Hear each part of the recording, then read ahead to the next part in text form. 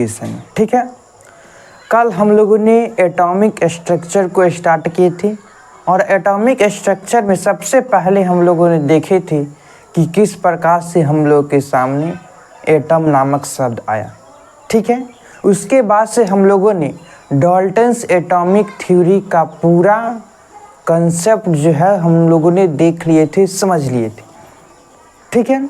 उसमें कुछ डाउट नहीं होना चाहिए। ठीक है। और होना भी नहीं चाहिए क्योंकि इतना आसान टॉपिक है। ठीक है।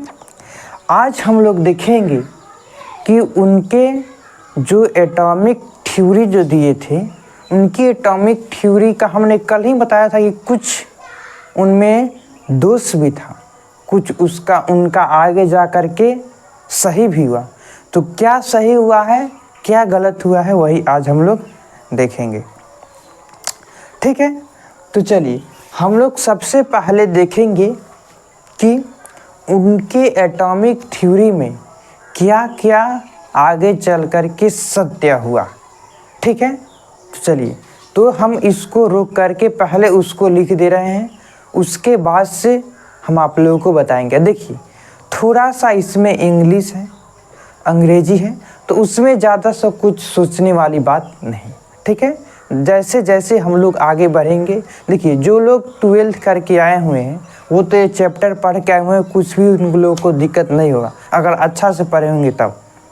लेकिन अगर जो लोग 10th पर आए हुए हैं वो भी इस चैप्टर को पढ़ सकते हैं, वैसे पढ़ा रहे हैं। चलिए उसको लिख करके उसके बाद से हम आप लोगों को बताएंगे। ठीक है। चलिए, तो हमने यहाँ पर दो ही लिखाए हुए हैं, आप लोग दो ही को देखिए। अगर अलग अलग जगह पढ़ेंगे तो आपके हो सकता है आपके सर 3-4 लिखवाए होंगे, लेकिन जितना लिखवा रहे हैं उतना ही आप लोग पढ़िएगा। ठीक है। देखिए सबसे पहली बात, हमने इस बात को कल ही बता दिए थे कि डाल्टन्स जी ही एक पहले ऐसे वैज्ञानिक थे जिन्होंने क्या किए थे, एटम नामक शब्द को लाए थे। तो सबसे बड़ा तो श्रेय इस बात का कि इन्होंने क्या किए, सबसे पहली बार एटम नामक शब्द को लेकर के चलाएं। ठीक है। क्योंकि पहले तो जानते थे कि वही पांच गो चीज़ से बना है, जैसे धरती, वायु, आकाश, पानी, आग। तो यही 5 तत्वों को तो पहले जानते थे। लेकिन इन्होंने ही एक पहले ऐसे वैज्ञानिक थे जिन्होंने क्या किए थे, तो सबसे पहले इन्होंने क्या किए थे, तो एटम नामक शब्द को लेकर के आए थे। तो सबसे बड़ा तो श्रेय इनका है। उसके बाद से पढ़ लीजिए, Dalton's atomic theory was first concept of atom. मतलब ये पहला कॉन्सेप्ट था। डाल्टन्स एटॉमिक थ्योरी एक कॉन्सेप्ट था जिन्होंने क्या किए थे, एटम नामक शब्द को दिए थे। ठीक है। दूसरा समझिए, chemical combination law can be expressed by the help of this theory. एक लॉ होता है जिसको कहते हैं केमिकल कॉम्बिनेशन लॉ, यानी कि रासायनिक संयोग के नियम। ठीक है। तो उस नियम को इनके थ्योरी के सहारे क्या किया जा सकता है, एक्सप्लेन किया जा सकता है। बस रटने वाला कोई चीज़ नहीं है, केवल का केवल समझ लीजिए। ठीक है। हमने तो हिंदी में पूरा बता दे रहे हैं, अब आप लोग अपने से समझ करके इसको इंग्लिश में लिख सकते हैं। ठीक है। कुछ नहीं करना है, बस पहला देखिएगा कि इन्होंने एक ऐसा पहला इनका एटॉमिक थ्योरी था जिन्होंने क्या किए थे, तो सबसे पहले एटम को लेकर के आए थे। ठीक है। उसके बाद से उनका दूसरा क्या है कि इनके नियम के सहारे केमिकल कॉम्बिनेशन रूल को एक्सप्लेन किया जा सकता है। बस हो गया। ठीक है। दो ही इनका एक स्टेटमेंट है।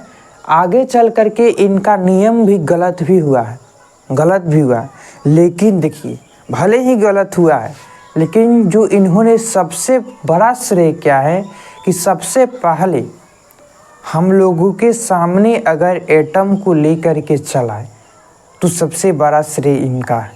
ठीक है, कि एटम नामक शब्द को हमारे सामने आ गया, सबसे बड़ा श्रेय यही है।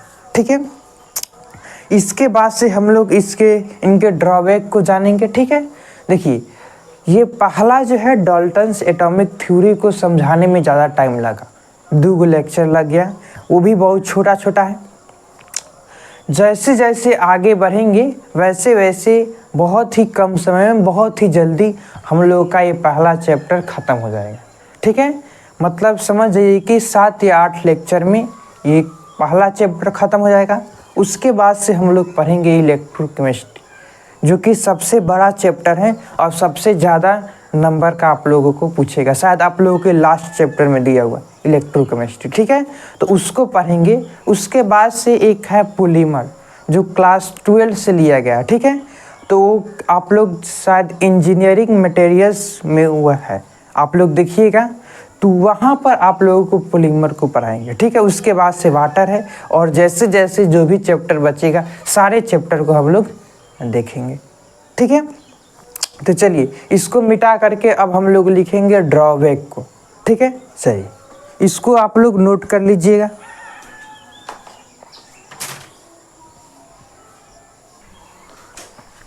चलिए हमने लिख दिए हैं, अब समझिएगा। देखिए सबसे पहले हम लोगों ने पढ़ा डाल्टन्स एटॉमिक थ्योरी को। ठीक है, उसके बाद से पढ़ा उनके क्या क्या जो है मतलब हमें गलत नहीं हुआ। ठीक है, अब हम पढ़ेंगे कि क्या क्या गलत हो गया, मतलब ड्रॉबैक्स मतलब होता है गलत होना, फेल होना। समझिए बात को। देखिए सबसे पहला इनका ड्रॉबैक्स क्या है कि atom is not a individual particle as there are subatomic particle, protons, electrons, neutrons. देखिए ये तो बात हमने आप लोगों को सबसे पहले बताए थे।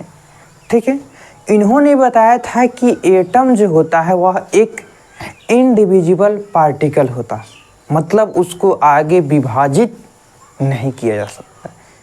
ठीक है, लेकिन ये बात जो है आगे चल कर के गलत हो गया। ठीक है, तो देखिए सबसे भले ही इनका बात इतना सारा गलत हुआ है, लेकिन जो सबसे पहले अगर हमारे सामने एटम नामक शब्द को लेकर चल आए, ये बहुत बड़ी बात है। ठीक है, तो इनका पहला ये जो गलत हुआ है क्या कि इन्होंने बताया था कि जो एटम होता है एक इंडिविजुअल पार्टिकल होता है, मतलब एटम को आगे विभाजित नहीं किया जा सकता है, लेकिन ये गलत हो गया। तो फिर प्रश्न है कि आखिर विभाजित कैसे करेंगे, तो इसको विभाजित करते हैं इलेक्ट्रॉन, प्रोटॉन, न्यूट्रॉन में।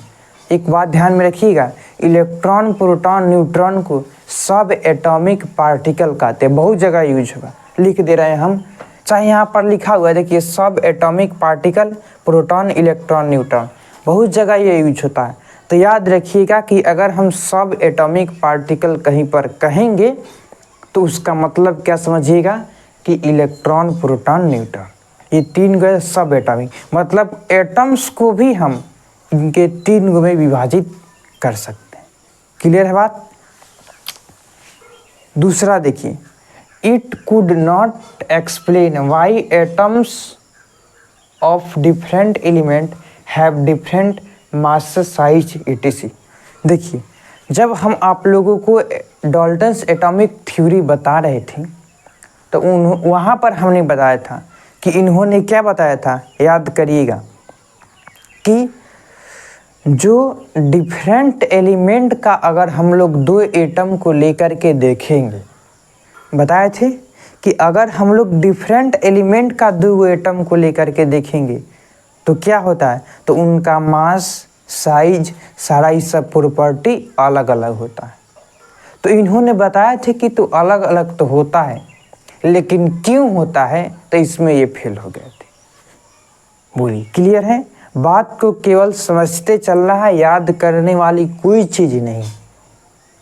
ठीक है, पहले ही हमने बताया था कि इन्होंने बताया कि ये क्या है, तो एक इंडिविजुअल पार्टिकल है। ठीक है, ये एक इनडिविजिबल पार्टिकल है, लेकिन यही आगे चल करके गलत हो गया। इसको हम लोग किस में तोड़ सकते हैं? तो एक इलेक्ट्रॉन, प्रोटॉन, न्यूट्रॉन यानी कि सब एटॉमिक पार्टिकल में इसको तोड़ सकते हैं। बोलो क्लियर है बात? दूसरा हमने बताया कि इन्होंने बताया था कि जो एटम मतलब डिफरेंट एलिमेंट का अगर दो गो एटम को लेकर के देखेंगे हम लोग तो उसका मास, साइज, ये सब प्रॉपर्टी अलग अलग होता है, ठीक है। लेकिन इन्होंने ये नहीं बताया कि ये आखिर क्यों अलग अलग होता है। बात तो समझ में आया? तो इसमें ये क्या हो गए? फेल हो गए। बोलो, एक एक बात को समझते चलना है, ज़्यादा कुछ याद करने की ज़रूरत नहीं है। अगर समझ जाइएगा तो अपने मन से हमेशा याद कर लीजिए। देखिए, थोड़ा सा शुरुआत में जो चैप्टर है ये सब लिखने वाला थ्योरी और ये सब है, लेकिन बाद में आगे जब क्वांटम नंबर ये सब पढ़िएगा बहुत मज़ा आएगा वहाँ पर पढ़ने में, ठीक है। तो शुरुआत में ये सब मॉडल वॉडल थोड़ा सा देख लीजिए, थॉमसन का, बोर का, ये सब देख लीजिए। उसके बाद से आगे चलेंगे तो बहुत ही हम लोग का ईजी लगेगा। लेकिन इसमें भी कुछ नहीं याद करना है, बस समझ करके चलना है। अगर एग्ज़ाम में आएगा तो आप लोग तो ऐसे लिख दीजिएगा, ठीक है। समझे रहिएगा तब, ठीक है। तो दो गो तो हमने बता दिए। तीसरा हमने क्या बताया कि it could explain the law of chemical combination by mass but fail to explain the law of gaseous volume. देखिए, पहले जब हम इन लोगों के इसके जस्ट पहले हमने आप लोगों को बताया था ये क्या है, तो इस लॉ के सहारे हम लोग केमिकल कॉम्बिनेशन लॉ को एक्सप्लेन कर सकते हैं। बताए थे रासायनिक संयोग के नियम, अभी जस्ट इसके पीछे उसको हम लोग एक्सप्लेन कर सकते हैं। तो उसको हम लोग मास के सहारे एक्सप्लेन कर सकते हैं, लेकिन ये गैसियस वॉल्यूम ये जो है इसके सहारे हम लोग एक्सप्लेन नहीं कर सकते। लिखा है but fail to explain the law of gaseous volume. यहाँ पर आप लोगों को ध्यान देना। क्लियर है बात कि इसको तो हम लोग केमिकल कॉम्बिनेशन लॉ को एक्सप्लेन तो कर सकते हैं मास के सहारे, लेकिन इसके सहारे हम लोग एक्सप्लेन नहीं कर सकते। तीनों क्लियर है? बस समझ लीजिएगा, ठीक है। अगला है कि it fail to explain the nature of forces that bind atoms together in a molecules, ठीक है। देखिए, ये क्या है इसको समझिए। ये फेल हुए किस में? एक्सप्लेन करने के लिए nature of forces that bind two atoms together in a molecules. देखिए, समझिए बात को। जैसे कि अगर आप लोग मॉलिक्यूल को देखिएगा तो मॉलिक्यूल में हमने बताया था कि जो यही बताए थे कि एटम डिफरेंट एलिमेंट का अगर एटम आपस में मिलते हैं तो एक कंपाउंड बनता है, ठीक है। लेकिन यहाँ पर समझिए कि मान के चलिए कि अगर कोई मॉलिक्यूल को हम लोग ले लें, ठीक है, it fail to explain the nature of forces that bind atoms together in molecules, ठीक है। मॉलिक्यूल्स में तो हम लोग जानते हैं कि एटम्स को मिलने से मॉलिक्यूल बनता है, ठीक है। लेकिन एटम्स जब मिलता है तो उसमें फोर्स लगता है। अरे बिना फोर्स का तो एक में बांध करके रखेगा नहीं। तो उसी फोर्स का इन्होंने नेचर कैसा होता है, किस प्रकार से वो फोर्स बांध करके रखता है एटम्स को, इन्होंने नहीं बताए थे, ठीक है। तो ये चौथा क्लियर है कि मॉलिक्यूल में एटम रहता है, लेकिन किस फोर्स के द्वारा रहता है, किस फोर्स उसको बांध करके रखता है, उसको इन्होंने नहीं बताए थे। बोलो क्लियर है? एक बच गया अंतिम वाला, it could not explain how and why atoms of different element combine with each other to form compound atoms और molecules। वही बात है कि इन्होंने क्या बताए थे, इन्होंने एक्सप्लेन नहीं कर सके, फेल हो गए। किस में? तो एटम्स मतलब मोलिक्यूल्स में किस प्रकार से अलग अलग एलिमेंट का एटम कंबाइन होता है। क्लियर है? ये फेल हो गया किस में? तो किस प्रकार से अलग अलग एलिमेंट का एटम मिल करके एक कंपाउंड बनाता है। ठीक है, समझ में आ गया? चलिए, ये 5 को हमने आप लोगों को बताया, आप लोग इसको लिख लीजिएगा, अच्छे से समझ लीजिएगा। आगे हम आप लोगों को कुछ बात बताने जा रहे हैं। ठीक है, यहाँ पर बता रहे हैं जो कि बहुत ही आप लोगों के लिए इम्पोर्टेंट होगा। आप लोग हो सकता है पढ़े होंगे। ठीक है, यहाँ पर इसको हमेशा के लिए याद रखिएगा। चलिए, हम आपसे पूछेंगे कि बताइए इलेक्ट्रॉन पर कितना चार्ज होता है। चार्ज ऑन इलेक्ट्रॉन, इलेक्ट्रॉन पर कितना चार्ज होता है? बताइए इलेक्ट्रॉन पर कितना चार्ज होता है। ठीक है, देखिए जो सब एटॉमिक पार्टिकल हम बताए थे, इलेक्ट्रॉन, प्रोटॉन, न्यूट्रॉन। ठीक है, आगे हम लोग पढ़ेंगे कि इलेक्ट्रॉन पर नेगेटिव चार्ज होता है, प्रोटॉन पर पॉजिटिव होता है, न्यूट्रॉन पे तो 0 होता है। ठीक है, तो इलेक्ट्रॉन पर चार्ज कितना होता है? 1.602। आप लोग इसको माइनस में लिखिए। ठीक है, 1.602 इंटू 10⁻⁻19 कूलम्ब। ठीक है, ये क्या होता है इलेक्ट्रॉन पर।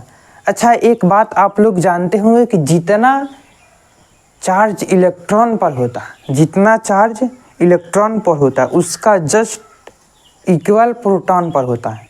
मतलब समझिए कि चार्ज ऑन प्रोटॉन, अच्छा दिखाई दे रहा है यार। ठीक है, प्रोटॉन क्या हो जाएगा? 1.602 इंटू 10⁻90 कूलम्ब। बस यहाँ पर क्या हो जाएगा? पॉजिटिव हो जाएगा। अगर आप लोग केमिस्ट्री पढ़ रहे हैं तो इसको आप लोगों को याद करना बहुत ही ज़रूरी है। ठीक है, तो ये क्या हो जाए? चार्ज ऑन इलेक्ट्रॉन, मतलब इलेक्ट्रॉन पर कितना चार्ज होगा, प्रोटॉन पर कितना चार्ज होगा, यही आप लोगों को यहाँ पर देखना है। क्लियर है बात? अगर हम आप लोगों से पूछें, ठीक है, बता दीजिए कि चार्ज न्यूट्रॉन पे कितना होता है। ठीक है, बोलिए, थोड़ा सा दिमाग लगेगा तो बता दीजिए। हमने आप लोगों को बताया कि इलेक्ट्रॉन पर नेगेटिव चार्ज होता है, प्रोटॉन पर पॉजिटिव चार्ज होता है, लेकिन न्यूट्रॉन पर कोई चार्ज नहीं होता है। तो अगर हम आपसे पूछ दें कि बताइए चार्ज ऑन न्यूट्रॉन, क्या हो जाएगा? 0। ठीक है, तो बात समझ में आ गया। चलिए, एक बार फिर से हम यहाँ से शुरू से बता दे रहे हैं इसको। आप लोग ये ड्रॉबैक्स है डाल्टन एटॉमिक थ्योरी का। ठीक है, और ये आप लोगों को याद करने के लिए बताए हैं। ठीक है, यहाँ पर आप लोगों को याद करने के लिए याद कर लीजिएगा। आगे जब भी आप लोग क्वेश्चन को भी हम लोग बनाएंगे तो वहाँ पर भी आप लोगों को बहुत ही हेल्प मिलेगा। ठीक है, चलिए, इतना तो दिखाई दे रहा है साफ साफ। चलिए, तो यहाँ पर हमने क्या किए बता दिए। चलिए, एक बार और अच्छे से समझ लेते हैं, उसके बाद से हम लोग आगे जब पढ़ेंगे तो इसके अगले वाले लॉ को, बस 2-3 क्लास में जैसे ही ये लॉ ख़त्म होता है, मतलब एटॉमिक थ्योरी, बस हम लोग को आसानी लगेगा इस चैप्टर को पढ़ने में। जैसे हम लोग क्वांटम नंबर ये सब पढ़ेंगे। ठीक है, और 6-7 लेक्चर में ख़त्म हो जाएगा। ठीक है, देखिए drawbacks of Dalton atomic theory. ठीक है, मतलब डाल्टन एटॉमिक थ्योरी में हम लोगों को क्या क्या गलत हुआ, यही इसको हम यहाँ पर पढ़ना। ठीक है, तो देखिए atoms in not individual particle as there are subatomic particle proton, electron, neutron. मतलब कि एटम जो है वह क्या है? तो उसको वह इंडिविजिबल नहीं है, उसको हम डिवाइड कर सकते हैं, वह डिविजिबल है। किस में तो उसको हम लोग इलेक्ट्रॉन प्रोटॉन न्यूट्रॉन में तोड़ सकते हैं। क्लियर है बात। अगला देखिए, it could not explain why atoms of different element have different mass size etc..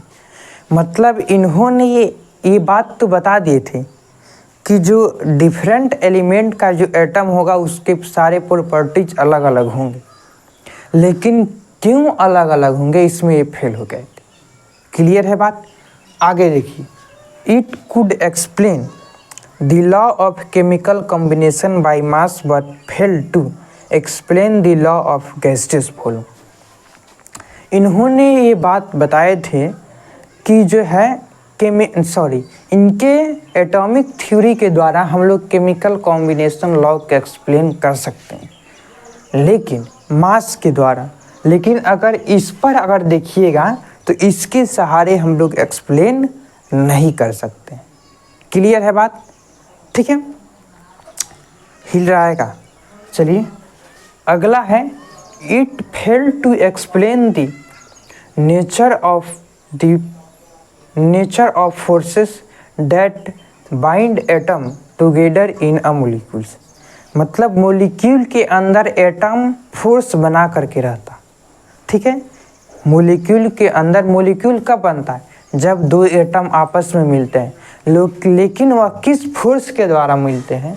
तो इस फोर्स को वो नेचर, मतलब उस फोर्स को बारे में बताना वो बता नहीं सके थे, फेल हो गए थे।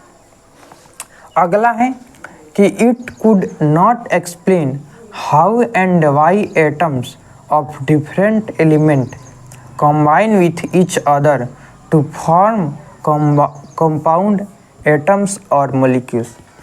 बात वही है कि इन्होंने नहीं बताया था कि किस प्रकार से एटम जो है मिल करके एक कंपाउंड का निर्माण करता है। ठीक है, तो और यहाँ पर बताए थे कि चार्ज ऑन इलेक्ट्रॉन, ये आप लोगों के ऑब्जेक्टिव के लिए हमने बता दिए थे। चाहे आप लोग कहीं भी कोई भी क्वेश्चन केमिस्ट्री में बनाइए, ये आएगा ही आएगा। ठीक है, तो इसको आप लोग याद रखिएगा। तो यह इतना बता रहे हैं, आगे हम लोग इसके अगले लॉ को पढ़ेंगे। ठीक है, कि इसके बाद किसने इन लॉ को दिए थे, मतलब इनके गलत होने के बाद किन्होंने लॉ को दिए थे। ठीक है, तो चलिए मिलेंगे हम लोग अगले लेक्चर में। ठीक है।